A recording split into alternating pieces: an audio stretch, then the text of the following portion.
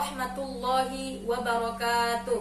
Waalaikumsalam warahmatullahi wabarakatuh. Alhamdulillahi rabbil alamin. Wassalatu wassalamu ala asyrafil anbiya'i wal mursalin wa ala alihi wa ashabihi ajma'in.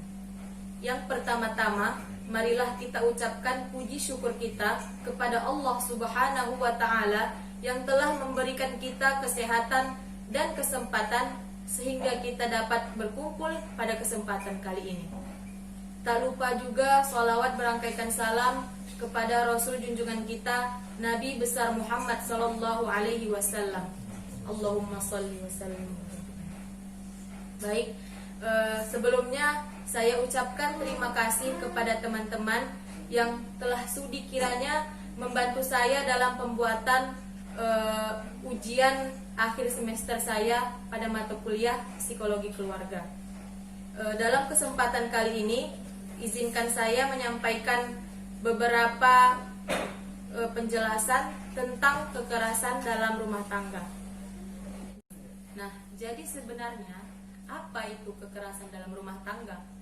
Nah, jadi kekerasan dalam rumah tangga adalah suatu tindakan yang dilakukan oleh suami atau istri maupun anak yang berdampak buruk, yang berdampak buruk terhadap fisik, psikis maupun keharmonisan dalam keutuhan rumah tangga yang terdapat dalam pasal 1 Undang-Undang Nomor 23 Tahun 2004 tentang penghapusan kekerasan dalam rumah tangga. Nah, jadi apa-apa saja bentuk-bentuk kekerasan dalam rumah tangga. Jadi di dalam kekerasan dalam rumah tangga itu ada 4 macam bentuk kekerasan. Yang pertama, kekerasan fisik. Nah, kekerasan fisik ini sebagaimana yang kita tahu begitu kan, banyak kejadian-kejadian seperti suami yang berbuat kasar kepada istrinya, misalnya menampar atau bahkan pun bisa sampai membunuh. Tapi dalam kekerasan dalam rumah tangga ini bukan hanya suami saja, bisa jadi istri, seperti istri ibunya membunuh anaknya gitu, atau anaknya membunuh orang tuanya, itu kan banyak juga kejadian. Nah, jadi itu contoh dari kekerasan fisik. Kemudian yang kedua ada kekerasan psikis. Kekerasan psikis ini apa?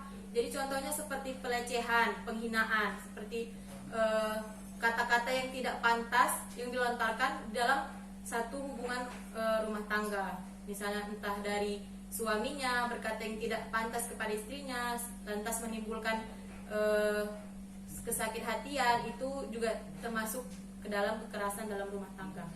Kemudian yang ketiga, contoh kekerasan itu ada kekerasan seksual. Sebagaimana yang kita ketahui seperti ayah kandung bisa berbuat tidak pantas kepada anak perempuan kandungnya begitu. Seperti banyak contoh-contoh juga yang sudah terjadi pada masyarakat sekarang ini. Itu termasuk ke dalam kekerasan rumah tangga. Dan yang terakhir, kekerasan ekonomi. Jadi kekerasan ekonomi ini seperti suaminya menyuruh istrinya menjual diri jadi pelacur. Itu kan banyak juga kejadian gitu kan. Nah, itu termasuk ke dalam kekerasan dalam rumah tangga.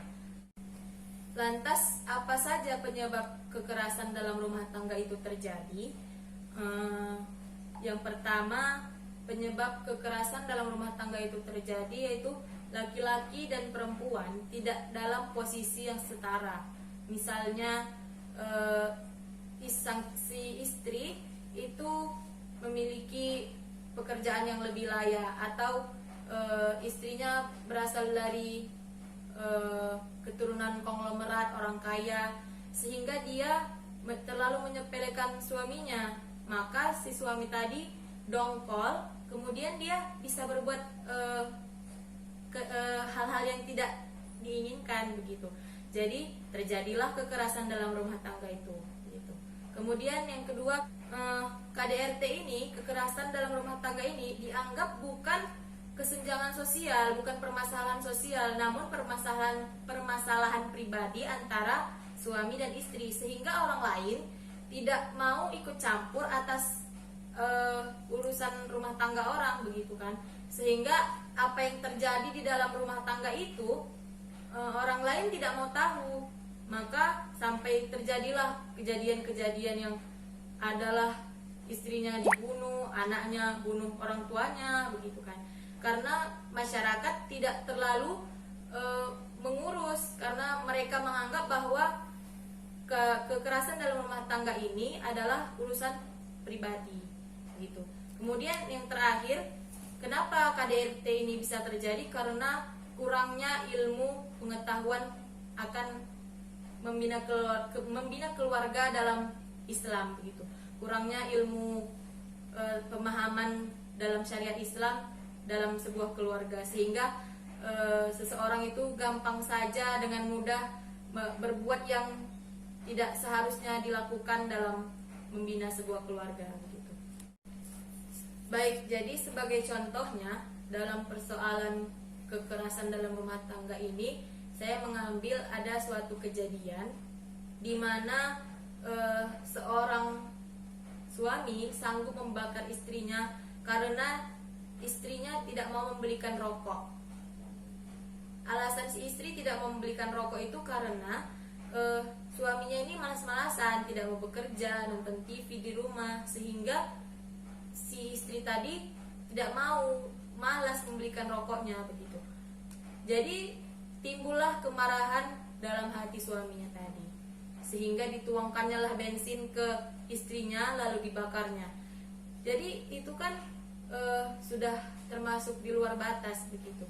Itulah contoh kejadian-kejadian kekerasan dalam rumah tangga pada zaman sekarang ini, sungguh. Baik, lantas bagaimana pandangan Islam terhadap kekerasan dalam rumah tangga ini? Allah Subhanahu wa Ta'ala memerintahkan kepada hambanya untuk berbuat baik kepada istrinya, mempergauli istrinya dengan baik. Kemudian Rasulullah Shallallahu Alaihi Wasallam juga menekankan dua hal dalam membangun sebuah keluarga, yaitu perlindungan dan kasih sayang. Perlindungan merupakan sebagian dari kasih sayang, dan kasih sayang merupakan sebagian dari perlindungan. Sebagaimana hadis yang diriwayatkan oleh Aisyah radhiyallahu an, bahwasanya Rasulullah Shallallahu Alaihi Wasallam tidak pernah sama sekali memukul sesuatu dengan tangannya, baik terhadap istrinya maupun pelayannya, kecuali bila ia berjihad di jalan Allah Subhanahu wa Ta'ala. Hadis riwayat Bukhari Muslim. Islam adalah agama yang rahmatan lil alamin, rahmat bagi semesta alam, yang menganut prinsip kesetaraan dan keadilan. Tujuan perkawinan bukan untuk melakukan kekerasan terhadap istri yang tidak selalu sependapat dengan suami. Akan tetapi, tujuan dari sebuah perkawinan adalah untuk membentuk keluarga yang barokah, keluarga yang sakinah. Yang inilah yang menjadi penjelasan bahwa segala perbuatan yang menimbulkan manfaat, salah satunya adalah kekerasan dalam rumah tangga, yang dikategorikan sebagai sebuah perbuatan yang melawan hukum. Tidak hanya hukum positif, tetapi juga hukum Allah Subhanahu wa Ta'ala. Sekianlah yang dapat saya sampaikan. Lebih kurangnya saya mohon maaf. Terima kasih kepada teman-teman yang sudah sudi kiranya meluangkan waktunya untuk membantu saya dalam pembuatan ujian akhir semester saya ini. Terima kasih. Wassalamualaikum warahmatullahi wabarakatuh.